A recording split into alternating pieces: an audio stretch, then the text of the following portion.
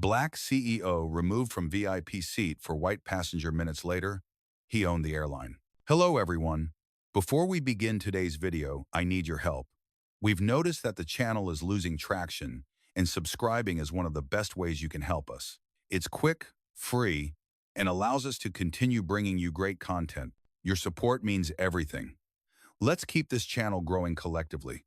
Where are you watching from? Drop your city or country in the comments below. Thank you very much. Now let's get back to the story. Sir, this seat isn't for people like you. Move. Now. The sentence cracked through the cabin like thunder in a quiet sky. Every head turned. Every whisper froze. Row 3A, first class. Jamal Turner looked up slowly from his phone. His thumb still hovered above the screen, the call mid-ring. He had been speaking to his assistant about the upcoming acquisition meeting, the one that would close a decade-long deal. But now, the world had shrunk to a single aisle, a single voice. The flight attendant stood before him, white uniform, pressed sharp, lips tight, eyes impatient. Behind her, a white passenger waited with an exaggerated sigh, tapping a gold boarding pass against his palm. Sir, she repeated, louder this time, you're in the wrong seat. 3A is reserved. Jamal blinked once. His tone was calm, almost kind. That's my seat. She didn't check. She didn't even glance at the ticket in his hand. You'll have to move to the back. We don't have time for confusion. The cabin air thickened. Somewhere behind him, a camera clicked on. Someone was recording. They always did when conflict smelled of hierarchy. Jamal adjusted the cuff of his charcoal suit.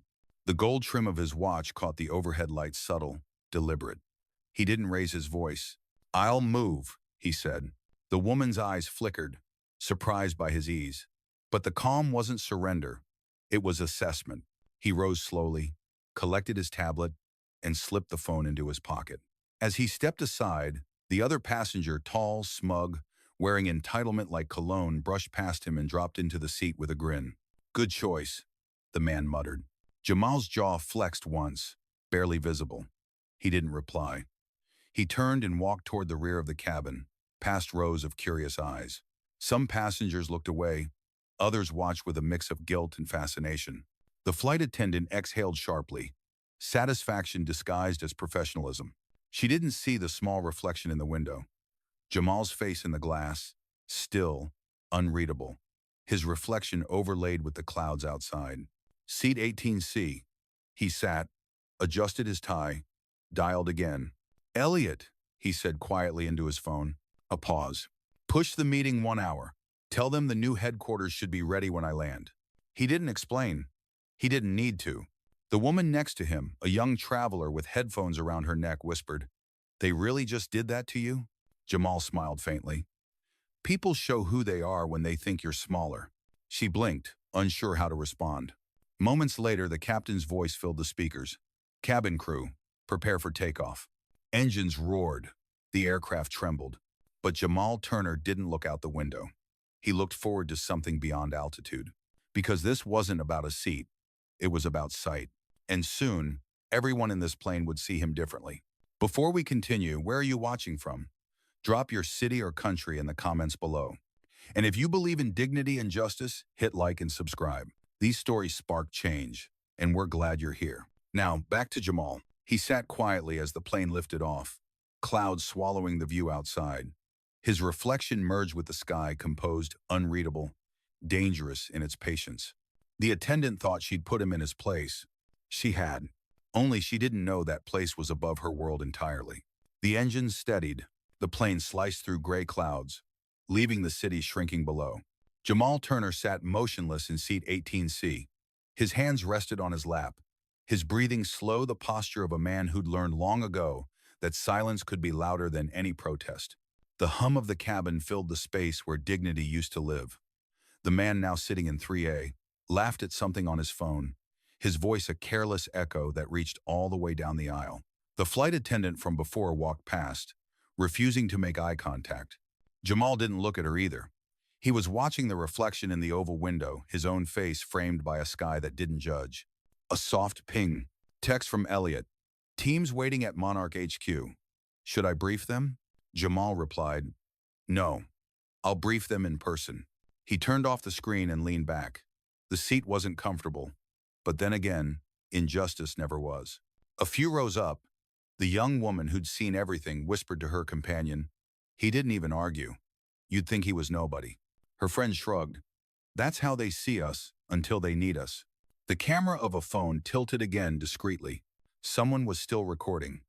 The internet would soon have opinions, but Jamal wasn't interested in being a trending topic. He was interested in ownership. He closed his eyes, letting the engine's vibrations settle like a metronome. His mind didn't replay the insult, it recalculated the system that allowed it. By the time the flight reached cruising altitude, the attendant approached again with a forced smile. "Would you like a drink, sir?" Jamal's gaze lifted slowly. "What's available?" "Coffee, tea, sparkling water." "I'll take water." She nodded, left, returned a moment later with a glass that trembled slightly in her hand. He accepted it with quiet precision, his fingers steady. "Thank you," he said. She hesitated, waiting for irritation that never came. When he didn't add anything else, she walked away, unsettled by how calm he remained. The rest of the flight passed in quiet contradiction. First class laughed, toasted, and traded arrogance across the aisle. Jamal stayed still, reading notes on his tablet. On the screen glowed the headline of the document, Monarch Air Final Stage Acquisition Summary. He smiled, not with satisfaction, but with inevitability. The pilot's voice came over the intercom. "Ladies and gentlemen, we're beginning our descent.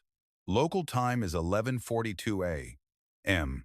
As the plane tilted downward, sunlight spilled across his shoulder, catching the gold seam on his cufflink. It shimmered, an unspoken symbol of what was about to unfold. When they landed, the air in the cabin shifted again. Passengers unbuckled, rushed for bags, tried to pretend they hadn't seen what they'd seen. The man in 3A glanced back once, smirked, and stepped off first. Jamal waited until everyone had left. Then he rose, smoothed his jacket, and walked toward the front, the same aisle where he'd been ordered to move. The same aisle that would soon belong to him. As he reached the exit, the attendant stood there again, avoiding his gaze. "Have a pleasant day, sir." He paused just long enough to let the silence weigh. Then, "I intend to." Outside, the sunlight was blinding. The terminal glass reflected his figure, tall, composed, precise. A man who didn't raise his voice, but would soon change the air itself. He made one call. "Elliot," he said, his tone even, "have the board ready. We start early." And as he stepped into the waiting car, his reflection in the tinted window looked back at him, a reminder. They had asked him to move. They had no idea how far up he was about to go. The car glided through the city like a thought with purpose. Rain had just stopped, leaving the asphalt slick, the sky a washed-out silver mirror. Jamal sat in the back seat, phone in hand, watching the video that had already begun to spread. A passenger from row 12 had posted it. Title: Black Man Forced Out of First Class for White VIP. Within an hour, it had crossed continents. Comments poured in, some furious, some predictable, some performative.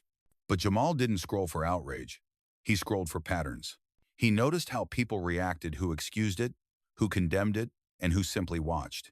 Every reaction was a data point. He didn't see humiliation. He saw proof. Proof of a system that rewarded arrogance and punished composure. The driver glanced at him through the mirror. "Rough day, sir?" Jamal looked up, half smiling. "Not rough. Revealing." They pulled up to Monarch Tower, 50 stories of mirrored glass and ambition. His reflection stretched across the facade, golden from the morning light. Elliot, his assistant, waited in the lobby, tablet in hand. "Sir, the board's already assembled. They think the meeting's at 2. "It's at noon," Jamal said, stepping into the private elevator. Elliot followed. "I saw the video, by the way. The comments are everywhere. They're calling it a racist flight incident." Jamal adjusted his cufflinks, gaze calm. "Good. Let them talk. We'll act." The elevator chimed. The doors opened to the 49th floor, Monarch Air's acquisition boardroom. Inside, executives whispered, startled to see him arrive early. Most of them had never met the man behind the Turner Holdings purchase agreement. They'd heard rumors. Billionaire investor, silent strategist, the kind of man who didn't seek spotlight, he built it. The chair at the head of the table was empty. Jamal walked straight to it. "Mr. Turner," one of the directors stammered. "We weren't expecting." "Neither was I," he said, sitting. "Until this morning." He slid his phone onto the table. The video still paused on the frame of the flight attendant, pointing at him. "This," he said quietly, "is your airline." Murmurs spread. A few shifted uncomfortably. One executive cleared his throat.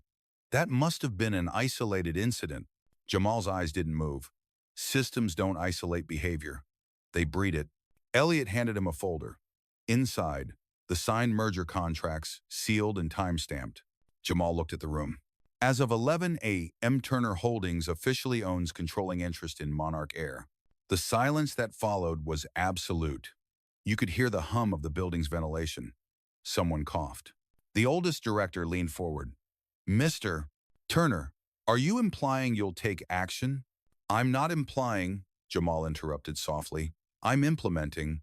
He turned to Elliot. "Prepare the internal audit. Start with the customer service division." "Yes, sir." The same flight attendant's name appeared in the system, Rebecca Lowell, flagged for retraining under high-profile incident. Jamal studied the file for a second, then closed it.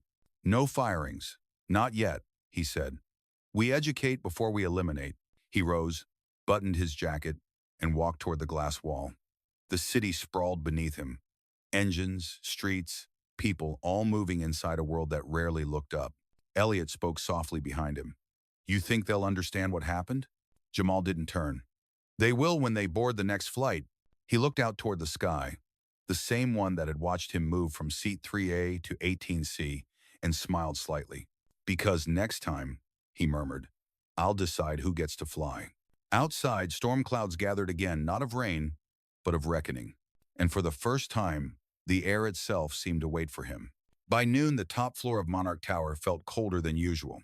Glass walls, sterile light, polished floors, everything looked perfect. But underneath it, something uneasy vibrated. The board had just left, murmuring in disbelief as they exited the room. The moment the doors shut, Jamal Turner finally exhaled. He wasn't angry. He was calculating. Elliot set down 2 cups of coffee on the table. "They're still processing it. Most of them didn't even know you were the buyer." Jamal smirked faintly. "That's the point. Real power doesn't introduce itself." He picked up one of the cups but didn't drink. His eyes fixed on the giant digital display on the far wall, a map of Monarch Air's global routes glowing in soft blue light. Thousands of dots, thousands of lives. All of this, he said, almost to himself, was built on the illusion of hierarchy. "Let's change the altitude." Elliot hesitated. "You want to start with management?" "Start where the problem lives," Jamal said. "Customer service, hiring, corporate tone. The system that made that flight attendant believe I didn't belong." He turned toward the window, the skyline reflecting across his suit like liquid gold.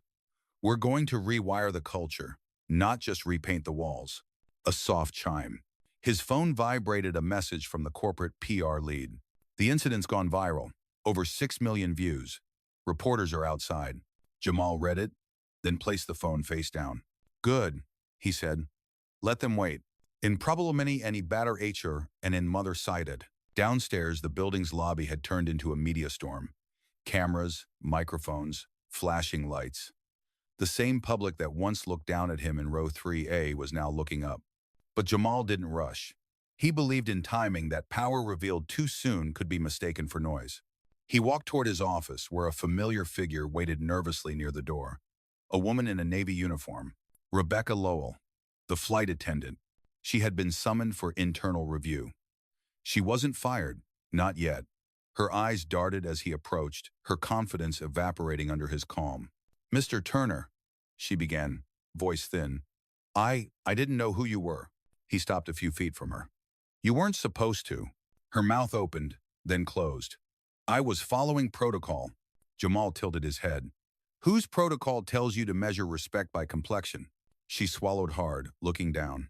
I made a mistake." "Everyone does," he said quietly. "The question is what you do after." He turned to Elliot. "Put her on the next training cycle. Public interaction, equity, empathy. Let her sit in a passenger seat for the first module." Rebecca looked up, surprised. "You're not firing me?" Jamal met her eyes. "If I fire you, the world learns nothing. But if you learn, the world changes one layer deeper." He walked past her, his words hanging in the air like a verdict written in silence. Elliot caught up as they entered the elevator. "That was generous." "It wasn't generosity," Jamal replied. It was investment, the kind that compounds. The elevator doors opened to the rooftop terrace.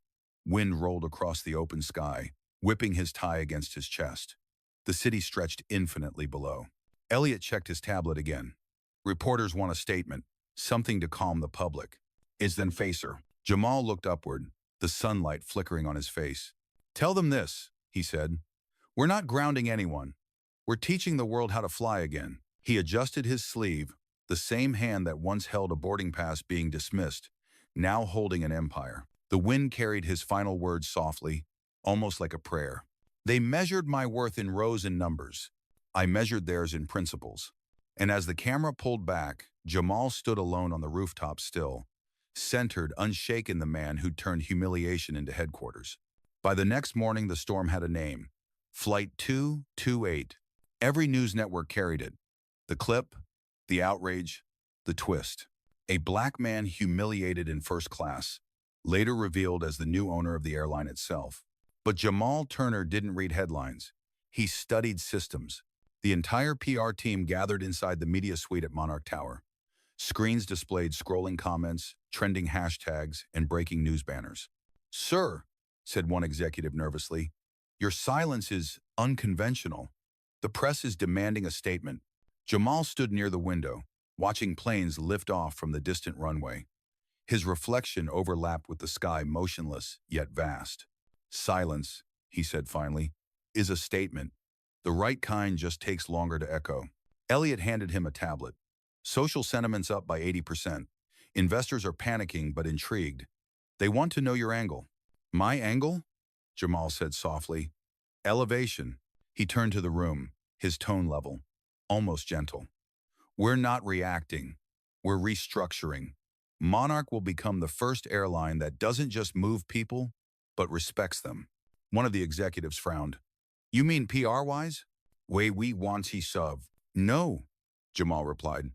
Policy-wise. He stepped toward the large screen. On it, an image of the flight attendant, Rebecca, appeared beside the Monarch logo. Every mistake has a root. We pull from the root, not the branches. He pointed to a draft proposal glowing on the monitor. FLY equal initiative. Ethics, dignity, diversity, and training. Elliot looked impressed. You're launching a program from the same event that embarrassed you? Jamal's eyes glinted. It didn't embarrass me. It revealed them. The room went silent again. Not from fear, but from clarity. A few hours later, Jamal walked into the hangar that bore the Monarch insignia, enormous, gleaming, echoing with the sound of engines and air. Technicians paused as he passed, whispering. He stopped near one of the training planes, where a small group of new recruits stood waiting. Rebecca was among them, now dressed in civilian clothes. Eyes lowered, Jamal addressed the group without glancing directly at her. This company's wings are made of metal, he began. But the people flying them carry something stronger, the weight of every interaction. He paused, letting his words sink. The world's divided by altitude, the ones who look down and the ones who look up. But every flight starts on the same runway. That's where equality begins. The recruits nodded, unsure if they were supposed to speak. Rebecca finally lifted her head. Mr. Turner, she said quietly, thank you for not ending my career. He looked at her now, steady but not unkind. I don't end careers, Miss Lowell. I correct directions. She nodded, eyes glassy. I'll do better. I know, he said. That's why you're still here. Is Flay an intelligent was Flay brother, and the possible planner was honorable. Elliot watched from a distance, whispering to another aide. He doesn't punish people. He transforms them. By evening, Jamal returned to his office. The city outside glowed with amber lights, planes streaking across the sky like moving stars. He stood by the window, phone in hand, scrolling through internal reports. Every word in his new policy carried weight, respect, inclusion, training, voice. He stopped at one phrase he'd written himself. Every passenger deserves the dignity of altitude. He smiled faintly. It wasn't a slogan. It was scripture. A notification flashed an interview request from CNN, BBC, Al Jazeera. He ignored them all.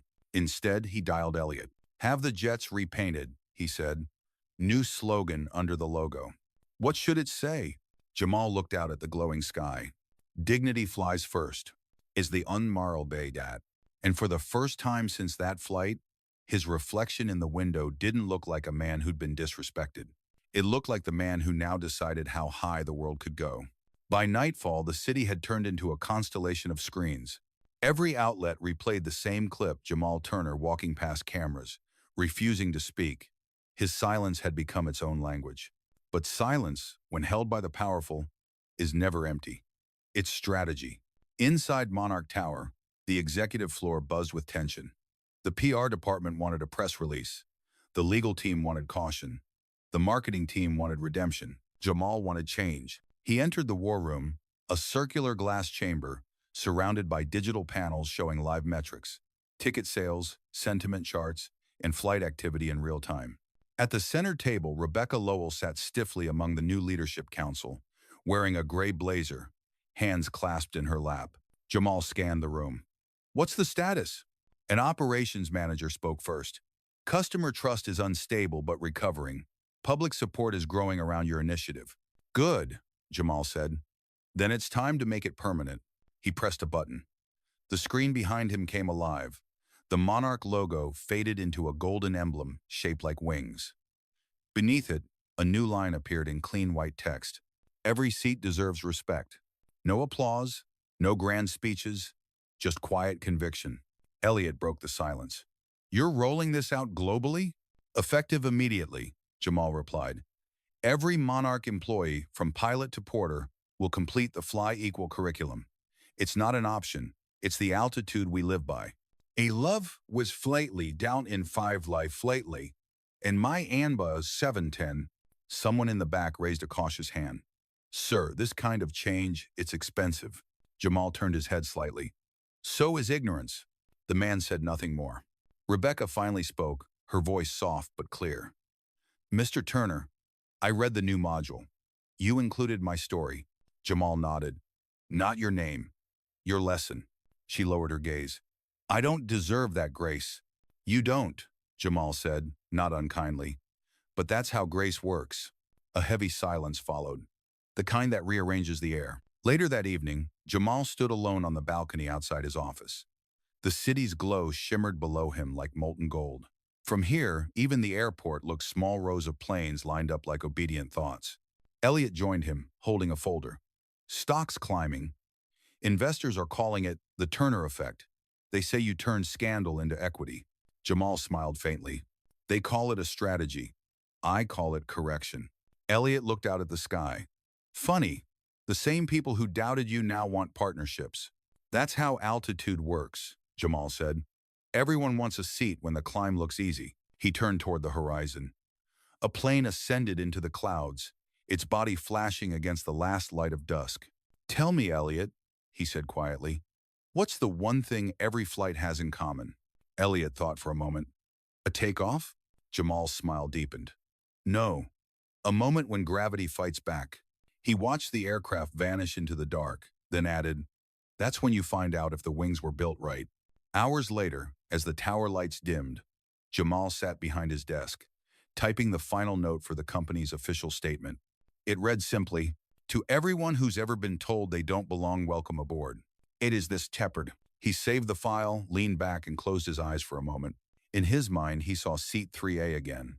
The insult, the humiliation, the moment he chose stillness over rage. That seat was more than leather and metal, it was a mirror. It showed who they were, and who he'd become. When he opened his eyes, the night had thickened. Rain streaked the window. Lightning flashed once sharp, clean, decisive. It looked, for a brief second, like a crown. The next morning arrived without permission. Skies pale and heavy, the city still buzzing from headlines that hadn't stopped since dawn. Jamal Turner's face was everywhere: news feeds, podcasts, think pieces. Some called him a symbol, others called him lucky. But Jamal didn't care about names, he cared about narratives. At Monarch Tower, he stood before a group of reporters. Cameras blinked. Microphones angled toward him like weapons dressed in chrome. He didn't have a written statement. He didn't need one. "I've been asked what I plan to do next," he began. His tone was steady, deliberate. "The answer is simple. I plan to fly higher, but not alone." Flashes erupted. Someone shouted, "Are you going to sue the airline?" Jamal's eyes didn't move. "I don't sue systems I own. I redesign them." The crowd stilled. He continued, "We're transforming Monarch into a company that sees people before profiles, names before numbers. We're not just transporting passengers, we're transporting dignity." Every camera caught the same look in his eyes. Calm, certain, unshakable. He stepped away before questions could chase him. The press would replay those few lines all day, slicing them into clips and quotes.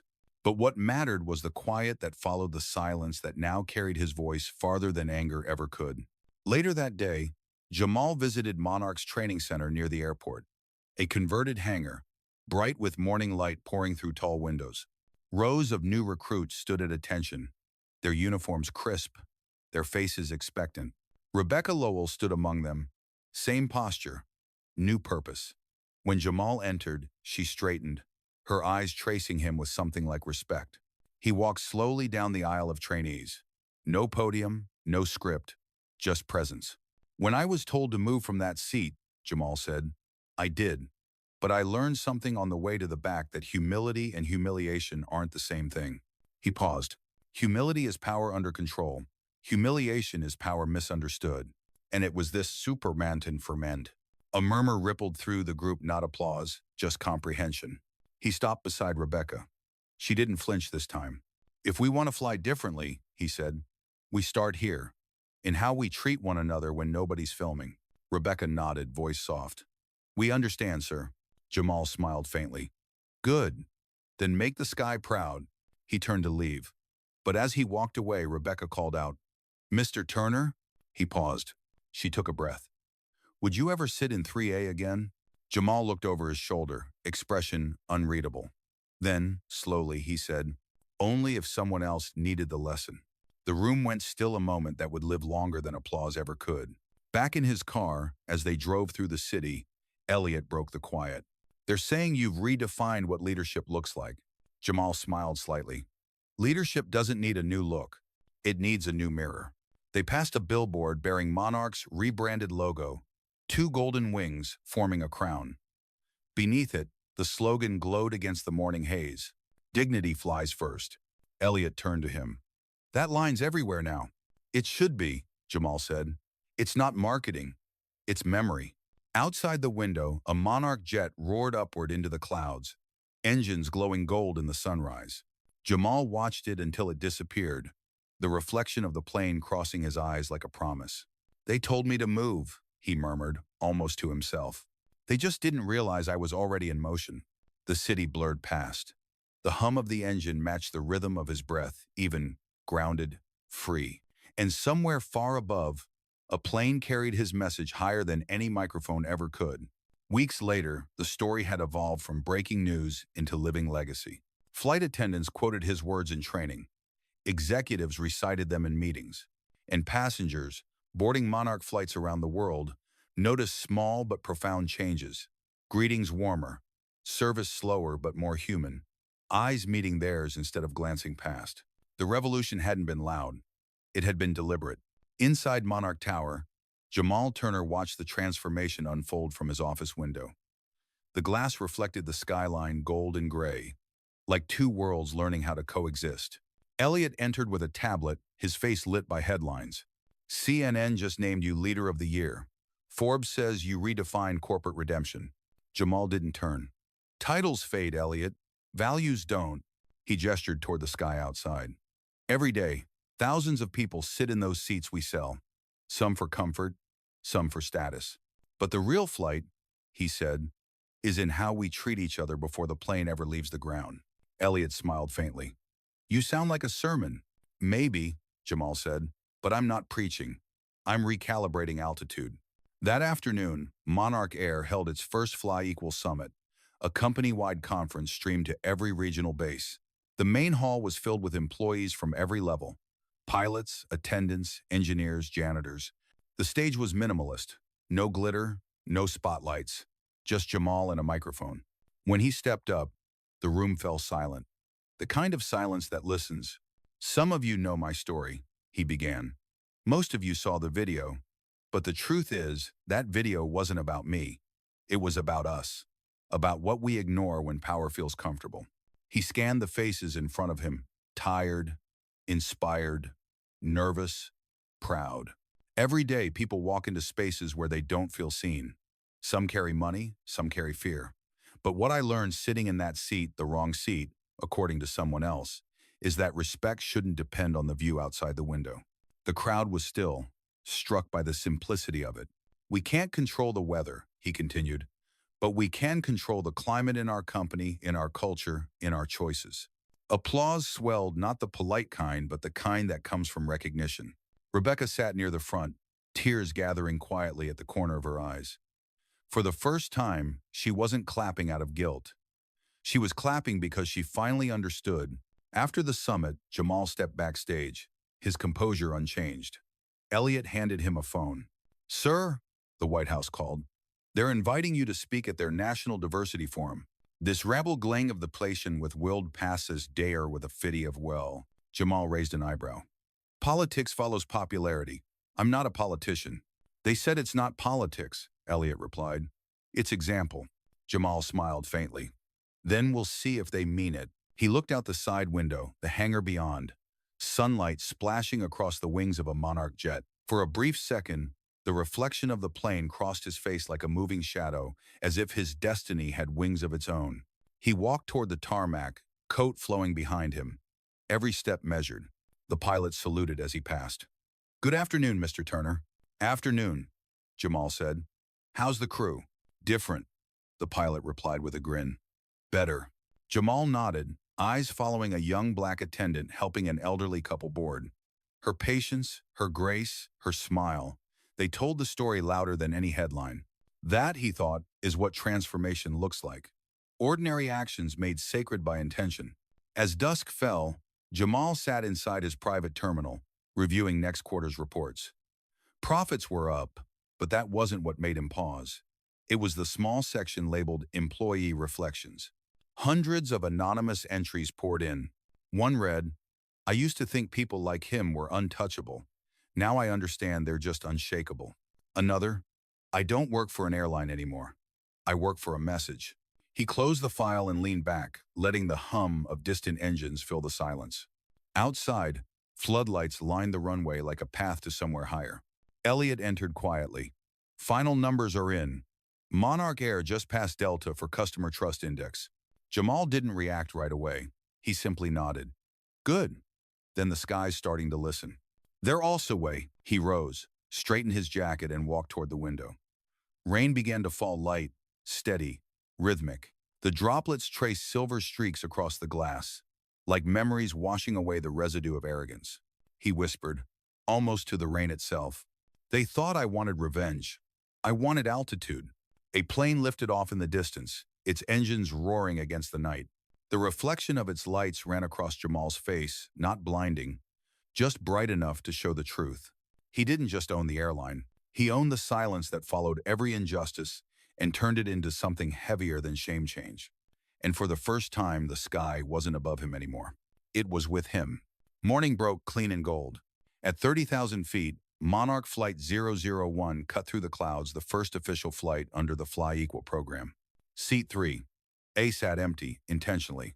A single golden plaque on the headrest read, "Reserved for those who were told they don't belong."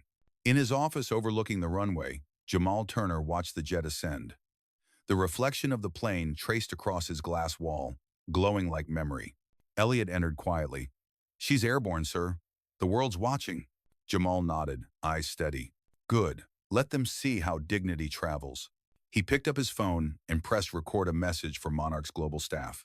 "They once asked me to move," he said, "and I did forward, upward, beyond their reach." He set the phone down, turned toward the sunrise, and smiled. Because this was never about revenge. It was about rewriting gravity.